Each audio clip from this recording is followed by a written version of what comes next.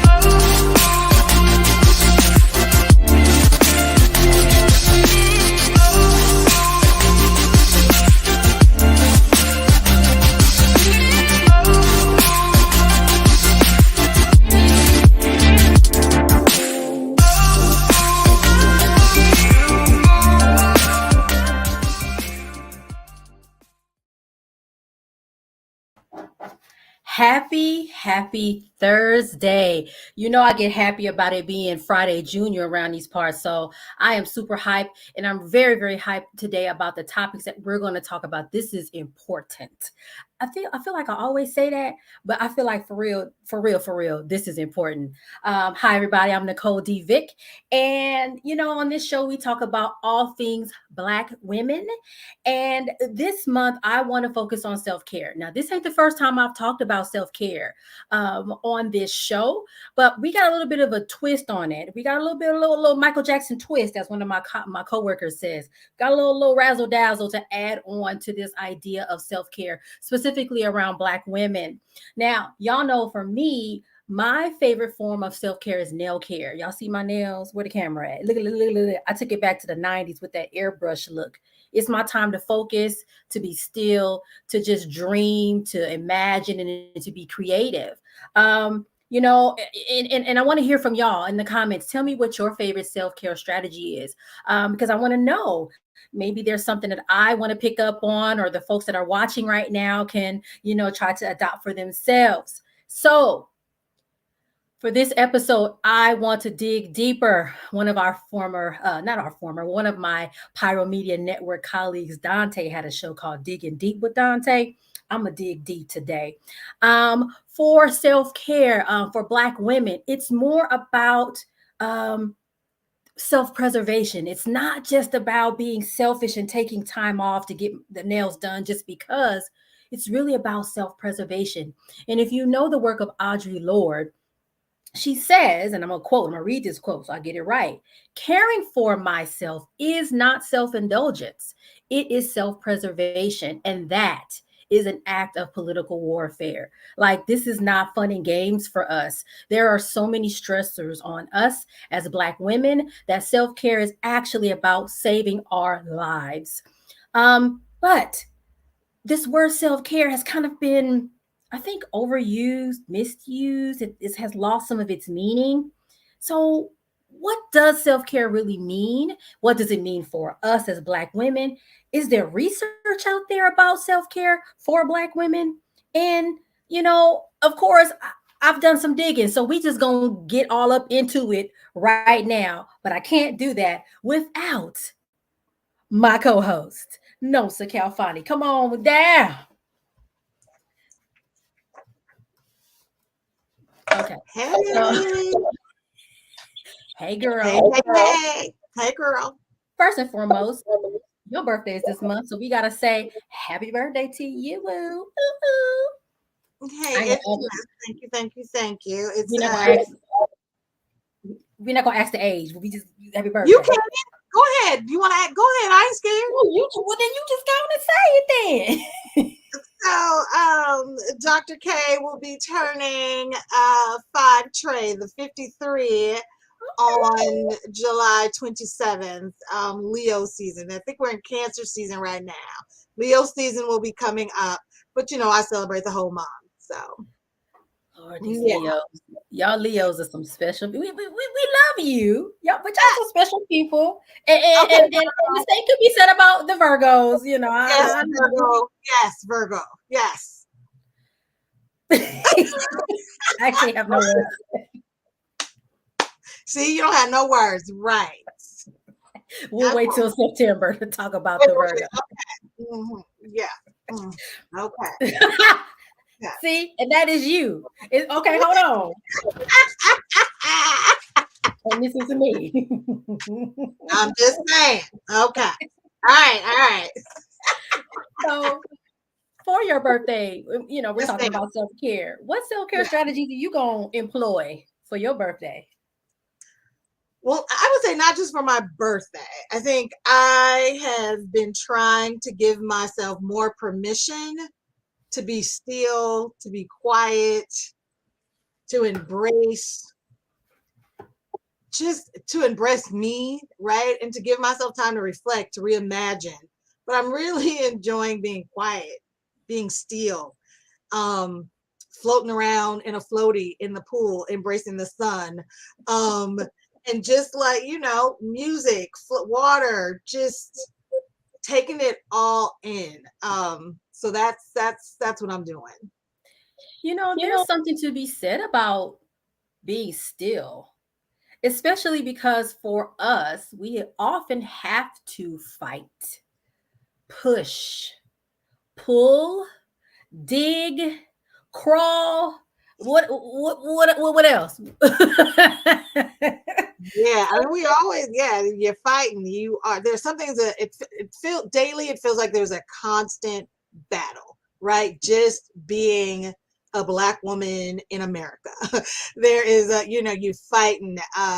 Everything feels like a fight. And so it's nice to be able to feel like, woo, I'm free. And I think we are so busy, we're in this whole microwave, everything quick and fast, right? Quick, fast, in a hurry. So that's what we do with everything, our personal lives, our professional lives, everything is just go, go, go. And giving ourselves permission to just be, whatever that means, right? That could be reading, that could be journaling, that could be doing your nails, that could be doing nothing.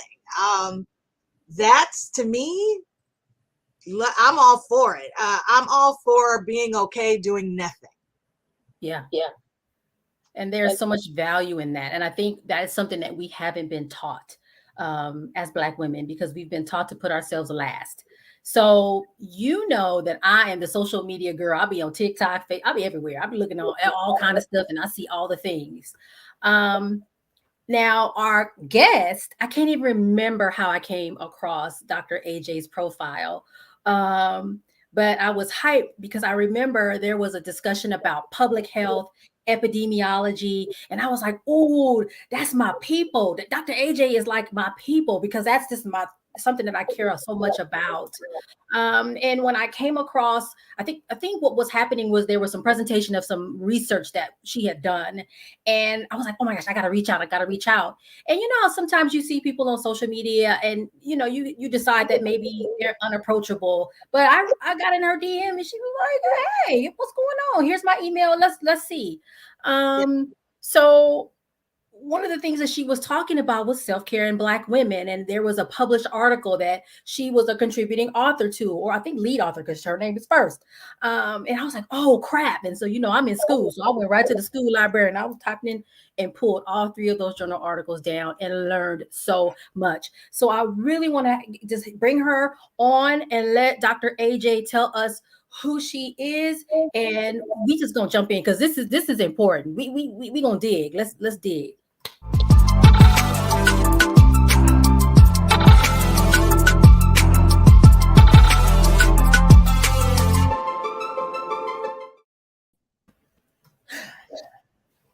Hey, how are you? Getting old, but I'm here. Did you say getting old? I always say that. So, okay, well, since we talking about age, Nomsa already said her age. She said she's 53. I'm 43. Let's see if you really are getting old. Wait a minute, I'm not 53 yet. I'm still holding on to 52. I'm almost Okay, in the day. 52 and 3/4. Okay. You better give me all my days. 52 and 9/10. 52 and 14, 15. I'm 38. I know. About to throw this fag. This is look, but we you already started with Black women 38 years. I might look good, but these have been some 38 years. And I'm tired. I need a nap. I've been following the nap ministry now that you say that, and I'm like, she ain't said nothing but a word about going to sleep. Like, bye, good night. Hello. She be on. And when I see a post from her that's like, you need to go lay down now, I'll be like, all right, you said nothing but a word, sis. You said it, so all right. Here I go. So, Dr. AJ, tell people who you are in your area of expertise. I have your bio, but sometimes it better when it come out your mouth than other people to read your stuff. So, who are you, and what is your area of expertise?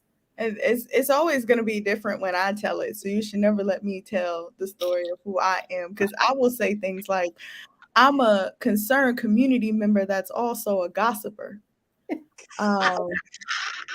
And that is the best description. I mean, real talk, that is really who I am. I only use research to gossip about reasonable things. But I mean, all I do is gossip.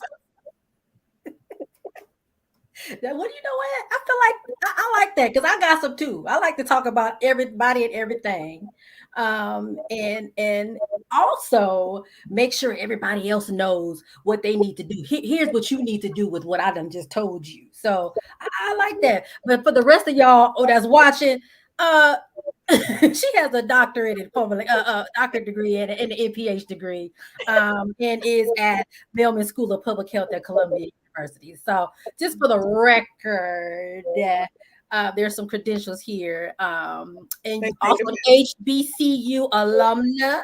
And now you're getting to the stuff that brings out the pride. Morgan State all day, go Bears. And then, okay, hold on. And a board member of the Society for the Analysis of African American Public Health Issues. Okay, is there an application? Because I feel like I need to be in that. They would love for you to join the board. I had a meeting with them earlier today, and I was like, "Child, y'all trying to make me work? They make you work." But that's good work. That it is good work. Kind of work we need to be in, right? It's the fulfilling work, and it makes us actually think, because we have board members of Black women that push. They're like, okay, now we can't just be up here, a bunch of scientists thinking. What we gonna actually do with the knowledge that we have? And I'm like, man, sis, why are you trying to make me do more? I already done published the article. Nap ministry said go take a nap. You talking about go get in the streets. Like, man. So these 3 journal articles that I was just so hyped to download. Can we talk about Black women and self-care? Because you talked about some stuff, and we're going to get into it a little bit later, but just set the stage for what drove you to that as an area of focus. Why? This is actually gonna, fit right into what I think people expect about research, but don't often get, which is that this was a very spiritual process. I pride myself on listening to my gut, listening to my ancestors, listening to my community. And this was a situation where I came to Morgan to get my PhD in measurement, and psychometrics is the title. And I kept saying to them, I want to create a tool for Black women to assess their own health so that they can decide what they want to do with it, not what someone else tells them to do with it, but what they want to do with it. And I kept struggling my first semester, like self-health, and somehow came across self-care. And as soon as I heard it, I was like, that's it. That's it. I'm running with this. And it was happening alongside the social media movement on self-care. So I had people that I can bounce ideas off of, acupuncturists, spiritual healers, that I would be in their DMs. Like, what do you think about this? I'm building, I'm thinking. And then I would expand how I thought about it. So like I leaned on Bell Hooks's self-recovery. I leaned on Queen Afua up in New York, who've been training all the spiritual healers, and her sacred healing book. Audre Lorde in her book Zami, a new spelling of my name. Like all of these women who left the breadcrumbs. Oprah has been showing us how to be. Monique has been showing us how to be. Recently we have Layla Delia in her book Vibrate Higher. So I really just listened to them and said, how do I construct a study that pulls this out of Black women who've lived it, experienced it, learned from it? What tools do they have to offer other Black women? And that's how I designed the study. I went to those experts in self-care and said, what is self-care for Black women? What are we missing? What do we need to understand? What do we need to do? And they were really the ones who shaped what became this research. Wow. That's so amazing. You know, I'm working on my doctorate. I'm at the point where they're trying to get me to get this problem of practice together, and I get my papers turned back to me with red stuff all through red. Oh, this ain't right. Your APA is wrong. But one of the things I want to say about what you said is that oftentimes what I'm learning is a lot of these theories and these frameworks that are used in research are written by white men, sometimes white women, but you actually went to the source and used them as the framework, as the guideline, as the basis to create what you created in your body of research. And I think that is so important because sometimes I be sitting in class and I'm like, y'all ain't got nothing else better than Brofenbrenner or whoever else, whoever. Ben, I'm like, so, y'all pray for me, pray for my journey, because it's going to get hard, right? I felt smart the first couple semesters, and I'm like, oh, now for real, we got to for real start. Okay, all right. Well, I understand actually this work. So, all of this in these systems, because I also study structural racism, is all about our strategy in the system. And so I played a lot of strategy with my doctoral program. They wanted me to do this large survey, no problem. But I'm also going to center it on this population. You want these kind of analyses? Great. I'm also going to do qualitative. So I negotiated things. And one thing I negotiated in particular was citing dissertations. My committee hated that idea. They're like, no, you need to cite the published literature. But what I was finding is many Black women had studied self-care. They just stopped at their dissertations. And we know why. Once you get out, you already know these people, look, the fight has yet to begun.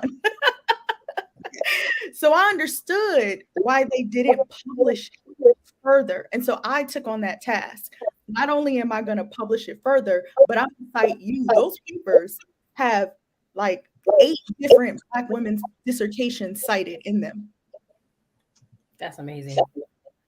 Dr. Khalfani, you got any questions or comments on that? Because I think that's huge. That is huge. And I'm glad you raised that, right? Because representation matters, right? And if we are not researching, talking, writing, presenting, conferencing, whatever it is, our lived experiences, then somebody else is talking about us for us, right? And so I think that, being strategic in a, I'm not going to say calculating, but really in that, and it is calculating, right? Because they don't want you to use other dissertation works or just a couple. You can, float a couple in there, but they really want published works, right? Mm-hmm. But dissertations actually allow us to stretch, what an initial thought was to something else. So it is great to be able to have those works, to be able to then further the questions and what's important.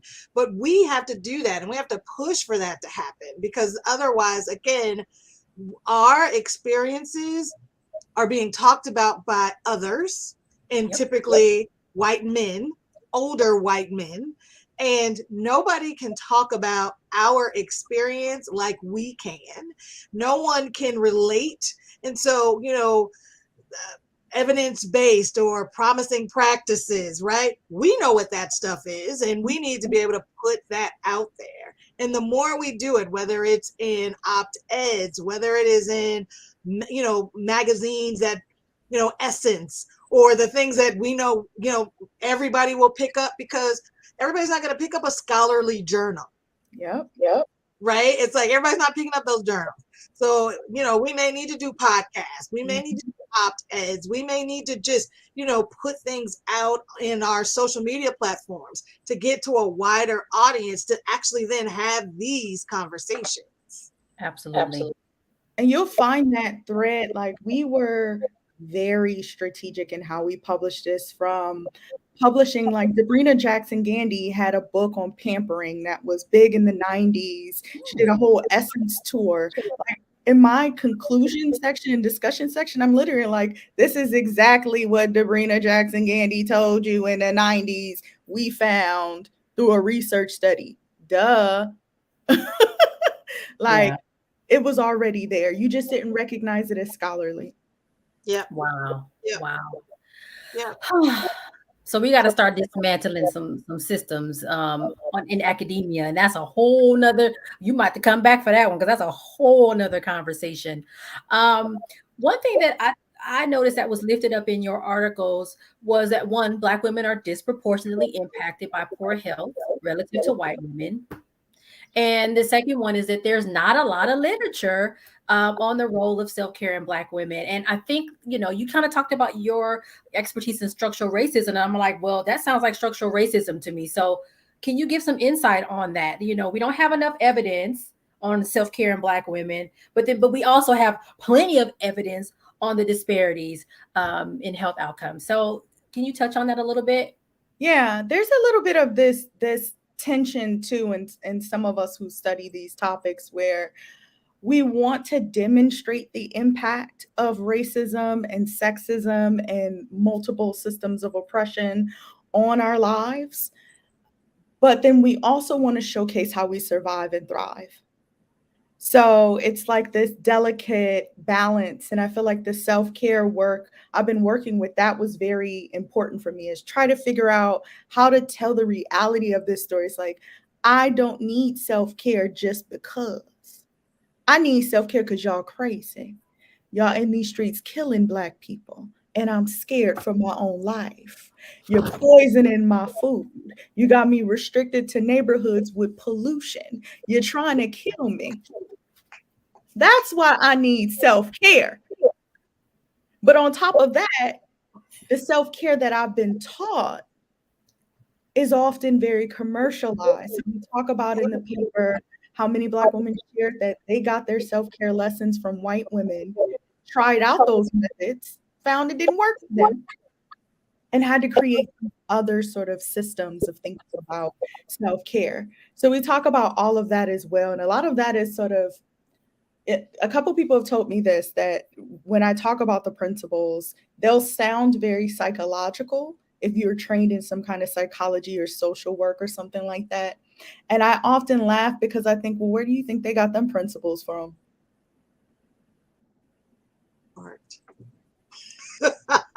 That part right there. Hello, say it louder for the folks in the back that missed it. That Where's part. the megaphone? Hello, did y'all hear that? Did you hear it? Right? I mean, and I think this whole focus on self-care is important because Black women, we suffer, we suffer the superwoman complex. Yes. We can do all things. We are strong. We don't need to take time, and we don't have time to take time, kind of thing. And that message is so it's sabotaging. It is such the wrong message, because it gives the impression that to take care of yourself, to take a moment to be quiet, to be still, whatever that means, is selfish. And like, you ain't got time for that. You need to do these other things. But we are falling up. We are dying. And if we don't slow down and pay attention and take care of ourselves, well, then we can't take care of all these other folks we are responsible for. Absolutely. And responsible for. Right. Now, we're going to stop right there, because I want us to go to commercial. We're going to go to commercial. We're going to come back on that note, because you talked about the strong woman, all these things. I want to talk about that. So let's go to commercial break, and then we're going to come back right to that, because I think that's a perfect way to start back up.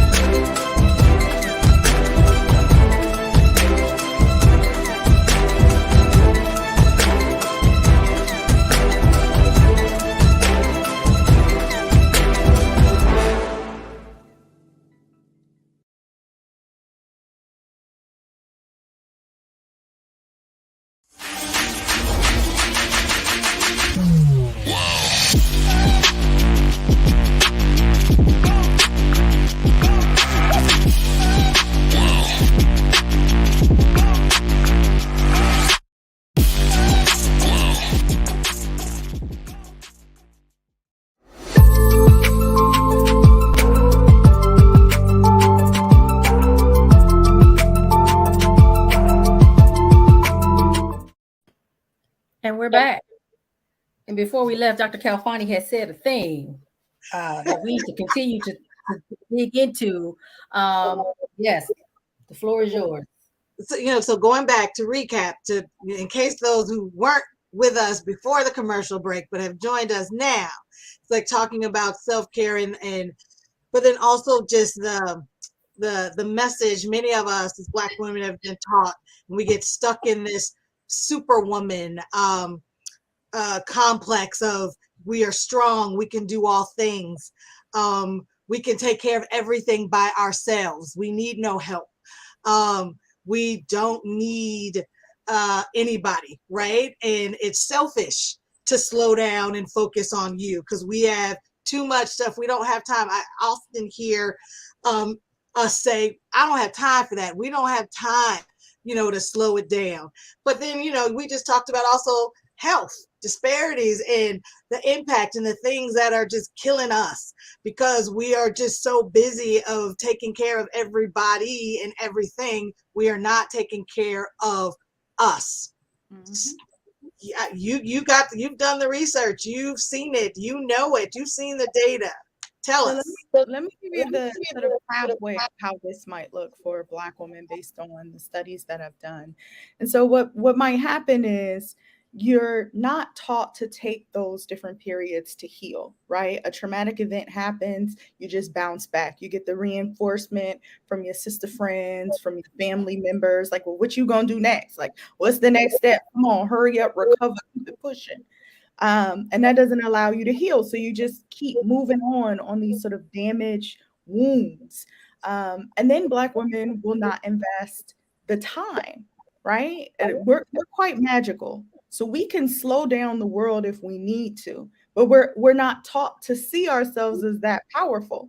So then we believe we have to just keep being run ragged until we have this grand trauma. And that's how it was referred to in the study, as a grand trauma, like a health condition where you have to change course or die. Yeah. Or some kind of loss of someone you relied on that forces you to really grapple with yourself. And it's at this juncture that many Black women seek self-care.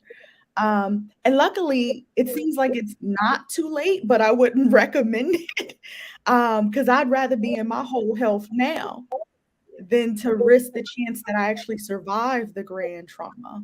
And this Yeah. is why that media representation became so important in the study, because the lack of visualization of self-care was important. Like, we gossiped about TV shows. We talked about Viola Davis and what is that? How to Get Away with Murder. Right. How everyone in the show was a murderer but her. And the second she said, "Forget these fools, I'm leaving," her character was penalized. She was arrested by the police, dragged back. Everybody talked trash about her. We get these images of a Black woman deciding, like, forget this, I'm taking care of me. All y'all crazy. Yeah. As some sort of, she did something disrespectful, or she's penalized for it. And then we internalize that, like, oh, I can't take any time for me because look what happened. Yeah. Grandma didn't need any time, grandma died at 60. Yeah. It's interesting. All of this that we've been talking about reminds me of the thing that all Black women say: Black don't crack. And it just reminds me that, yes, we are magical. We can stop the world, as you said.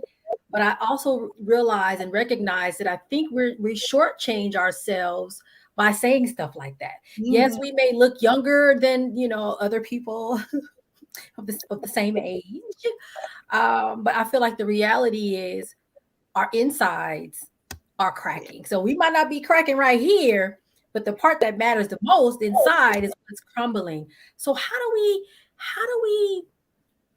help Black women understand something that you said, that we are worth the pause, the stillness, the self-care well before the traumatic event, the grand event that stops us in our tracks? So many of the women that I spoke with had a whole radical notion of self-care that I just was not ready for.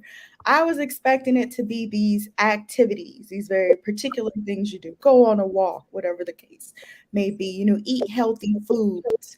They were like, no, this is a consciousness building.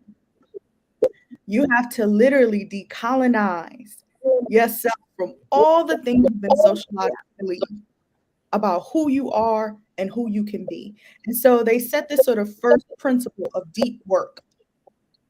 Go in, figure out who taught you to get up and make the plate for the men. Who taught you that? Who reinforced that for you? And then strip that from yourself. Whatever is not truly you, strip it from you. And then decide who you want to be. That's the second principle, which is to take authority over your life. Decide what behaviors, what ethics, what goals really embody who you truly are, not what was given to you since birth. And a lot of that work will require principle number 3, which is reconnection. Black women talked a lot about either not being connected to a spiritual community, not being connected to their own gut, their intuition, how they truly felt about something. I mean, some of them were just like, I don't even know how I really feel about it, or if this is my mom coming out of me.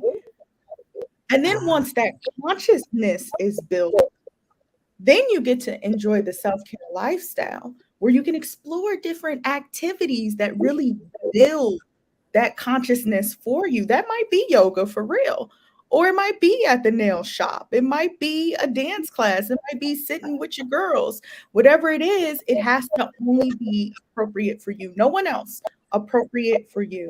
And then the last principle is accountability, because Black women,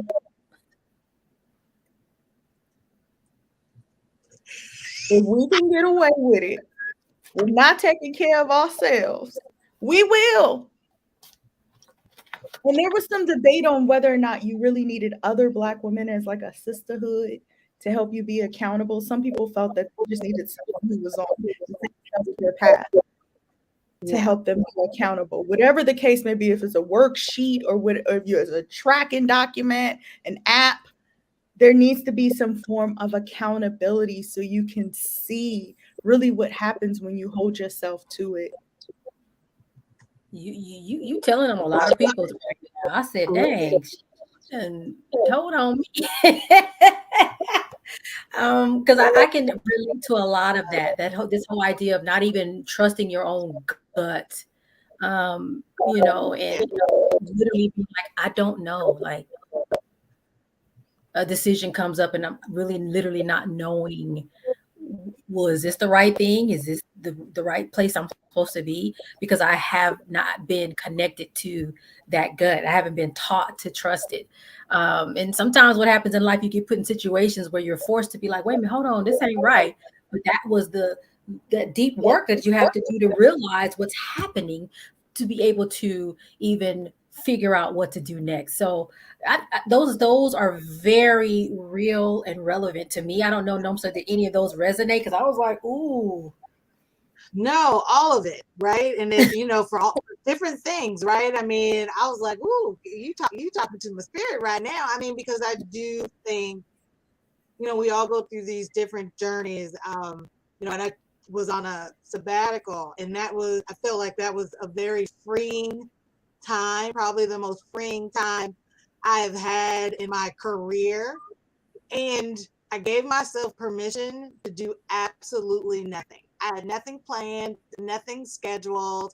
And some people were like, you ain't going nowhere. You ain't doing nothing. I'm like, I'm going to my backyard. I'm going to maybe catch up on some TV. I wrote, but I swam. I was in our pool. I was swimming, and my mind just felt free. And I was like, I want to hold on to these feelings. I want to hold on to this.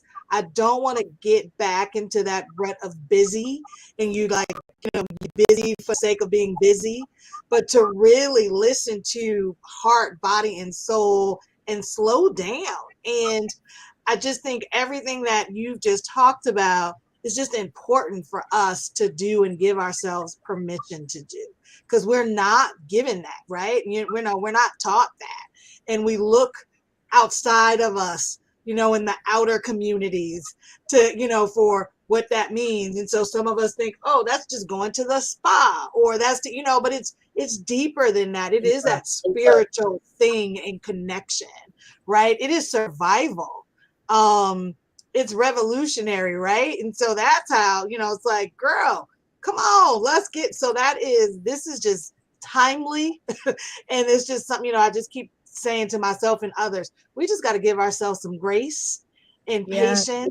It's okay to be still. Yeah. And I love that this last point about being still, because this came up a lot. And there were a few generational things that were sort of disconnects where I had younger people say things like, I was taught to be still. We might have passed down some of those things, but never explained to people what you're doing in that moment. So they're like, I'm being still, and what? My great grandma would light a candle. Like, yeah, but she wasn't just lighting the candle, like that was symbolism for her. And so because of that, I start thinking about what is truly the process in an emergency, because this kind of deep work stuff takes time. That's getting in touch with the creator giving you, the person you were before humans got their hooks into you. But there is like a self-care you need in the moment when some emergency happens. And that's sort of like a couple different things. Like, first, comfort your spirit and don't judge yourself. If that's eating a cupcake, girl, you better tear that cupcake up. Whatever you got to do to comfort your spirit in an emotional emergency, you do it. Yep. And then you cleanse your body, because imagine all those hormones and emotions that have just flooded your body. Like, now you got to detox, fast, meditate, sweat. I don't know, whatever you do, get that energy up out of you, and then replenish what you've just pushed out. For me, that's grooming myself, but for other people, that might be reciting affirmations, reading their Bible, doing more reconnection work, and then restore the basics. Now you're getting back to normal, right? You had an emotional emergency, you had to cleanse your body, you replenished it. Let's get back to the basics. Like, let's do those basic things that keep you healthy. Is that getting sleep? Is that moving your body? Is it practicing mindfulness? Is it ignoring phone calls from people? Whatever that basic level is, get back to that, and then start building on other things like taking time to listen to yourself, taking time to inspire yourself, going to dances, reading, going to art, being in nature, claiming space for yourself, creating something. I don't know what it is about Black women in creation. When we create things, we heal. Yes. Yeah. So create that garden, create That's that art, create that revolutionary idea Yep. that's been in your back pocket, and then start practicing prevention so that you don't end up back in this place again. But it's okay to do these activities that people tell us aren't right for us when we're in emergency situations. We can heal from it. We just don't need to do it when we've barely had a scare, right? Sometimes some of us are doing toxic behaviors just because it's Tuesday. It's like, nah, boo, this is reserved for an emergency emotional situation. Okay, cupcake ain't for Tuesday. Cupcake is for emergency. Wait a minute now. See, now I was with you till you said that. I was right along with you. I said, wait a minute, I can't have my cupcake on Tuesday. You need your emergency plan to work. Yeah, that makes sense. You can't abuse it by using it every time you have a nuisance. Yeah.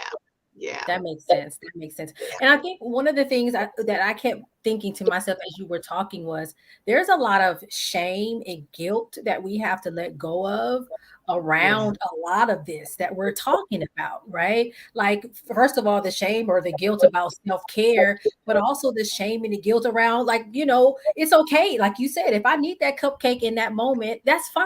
I don't have to feel bad about that. And so I think that's also the other angle that we haven't touched on specifically, but it's also really, really, really important. I'll even add to it that I think once we get past the judgment, because that's the socialization, that's us in progress on the deep work. We're learning how to stop judging ourselves as others would. Yeah. So we're getting there. It's a process, right? Once we get past that, we'll see what self-care actually prepares us to do. And I found this interesting. Most people in the study would say self-care gives them resilience. But there were a few people who said self-care equips them to resist structural racism. And I hold on to that. Whenever I have to talk to student groups, I will tell them that. Like, this is going to be your imperative right here. You don't practice self-care to get by. You practice self-care to dismantle.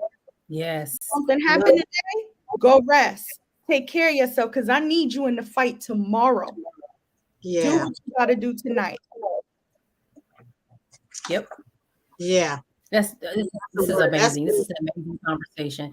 Nomsa, any thoughts? I have one more. I have about 4 more questions, but we really ain't got time but like one good one. So Nomsa, do you have anything to add? Nothing to add. I just think also, listening to all of this and, what comes to mind is, just kind of you're thinking of like, what message would you want to leave people, right? And so it's like, how should people be thinking differently about self-care? Or, how do they, I think you've given us the principles, but it's like, what is it, how should we be preparing ourselves and be thinking about it a little differently now? So Layla Delia says this. She says, self-care is how you take your power back. And I want to add to that, Dr. Monica McLemore on Twitter says all the time, she says it just hits me so hard when I read it. She says, it doesn't have to be like this. And that's my girl. She is so, yes. It doesn't have to be like this. Now put that together with Layla Delia's idea that self-care is how you take your power back. Then you're like, oh, I can change the world. Let me get on my self-care hype. Let me heal myself so that I can create the world that I want to see. Because it doesn't have to be like this. Yeah, absolutely. Absolutely. That's beautiful.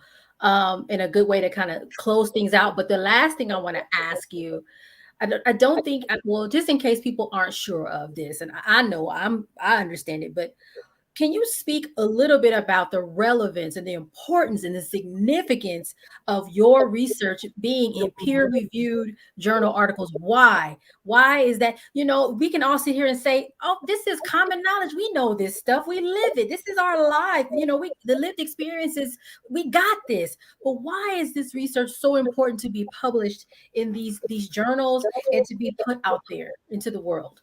Because the record is how future generations find us. Yeah. And unfortunately, we're living under the kind of hierarchy and system where documentation is in their libraries. Just like I said, we couldn't find all these Black women because they published their dissertations and didn't move on. So it looks like I'm creating seminal literature and self-care. I'm not the one starting that. I'm pulling these women with me in this literature so that the next Black women can find it and not waste their time trying to document what it is. They can spend their time trying to heal us and move on. Perfect. Beautiful. Whew. I mean, we might have to have you back. I love it. I love it. Look, all you gotta do is tell me how to work the lights. We're gonna send you a ring light. We're gonna send you one. We're just gonna send one to over there to you. Can I get one? I want one. I mean, okay. It is your birthday month. Can I get one too? I'm just saying. You say that. That's your birthday present from me to you. I'm gonna give you one for your birthday. Happy birthday, Dr. K. Thank you, Dr. AJ. And I'm just gonna say, personally, it's someone, like I said, I'm on my journey. We're gonna get this dang on dissertation and all this stuff done. I just always feel honored to be around y'all that have finished it. You got the paperwork, the degrees, and all that stuff. I'm working on it. If they don't kill me first, because I'm already. It's not in the storyline for you. That was another storyline. It's not in this storyline. Hello. I said, woo, and I haven't even started yet, but I'm already like, I'm in my third semester. And you know, they got us in school over the summertime. I'm like, y'all are y'all for real? You got this, girl. You got it. You was made for this. You really do. And when you feel like you don't, you practice your self-care, and that will help you determine what to do. Because some of these steps, girl, to the dissertation, and this is unfortunately the truth, is just to get past go. They just want to see you hop. So you go ahead and make a beat out of it, girl. You better put on some music and hop, skip to my lane. Like, you better get it. I'm just going to email y'all. Yes. I'm just going to reach out to y'all. Like, can we have a moment? Please, somebody, please, because this is going to be crazy. So as many moments as you need. I'm excited, you know, but you know, it's one thing to be excited, then it's like, oh, now I got to write this damn thing. But it's okay. It will flow. If it comes from spirit, I guarantee you it will flow. I wrote mine in a whole winter, locked in my apartment, listening to my homeboy Cameron Graves playing his music on repeat, just like. Right. Trust me, I'm get myself together, so I'll be ready for it. Yes, ma'am. Well, thank you, Dr. AJ. It was amazing. Again, you are a member of the NicoleDVick Live family. We might have to bring her into the sister friend circle. I feel like, you know, this is beautiful. But thank you so much for being here, Dr. AJ. And I forgot to acknowledge, we had one of our friends, Milan. She left a comment, and I'll go back and address it. It was a beautiful comment about the work that she does on maternal health. and in relation to the stuff that we were talking about today. So her comment, such a timely discussion for me, as I've lately been big on pushing self-care for Black mamas to be as a way to counteract the staggering Black maternal health outcomes we're seeing now. These mamas need to be loved on, rubbed on, centered, and cared for so they can usher in healthy Black babies. Yes. I love that AJ said self-care isn't something we do just because. They're really out here actively trying to kill us. Self-care is. Milan is my girl. She has left us. She was in LA. She's in Atlanta now. It's okay. I guess it's okay. But love her just the same. And I'm very proud of the work that she does. All right, y'all. Holla at me. I got a student that can help you, sis. Holla. Okay, well, I'm going to make that. How cool. You know, that's me. I'm the connector. I'll connect everybody. So that will be, we will make that happen. All right. Thank you so much for being here, Dr. AJ. Thank you, Nomsa. Happy birthday again. We're going to close up out of here. Remember, you all, you can watch this replay, YouTube, Facebook. Pick up a copy of my book, which I'm now considering. I'm like, maybe I need to rename that book. Pushing Through now just don't sound right no more. But that's what it's called. Pushing Through, Finding the Light Every Lesson. And my guided journal, Push Through, 52 Weeks of Light in Tough Times. You can follow me on social media. I am on Instagram. I'm on Facebook and LinkedIn. All of them things. TikTok now. I'm trying to be a TikToker. You can visit my website, www.NicoleDVick.com. Woo-hoo. And don't forget, when we're not doing Nicole D-Vick Live, we are doing Pushing Through, my video podcast with my beautiful, beautiful 25-year-old daughter. Remind you all, mommies, your responsibility to nurture the relationship with your adult child does not stop when they turn 18. We're talking about self-care and a legacy. You got to keep the relationship with your kids past 18. Don't throw them outside. Love on your children, okay, so that they are whole and healthy and they can take care of your grandbabies.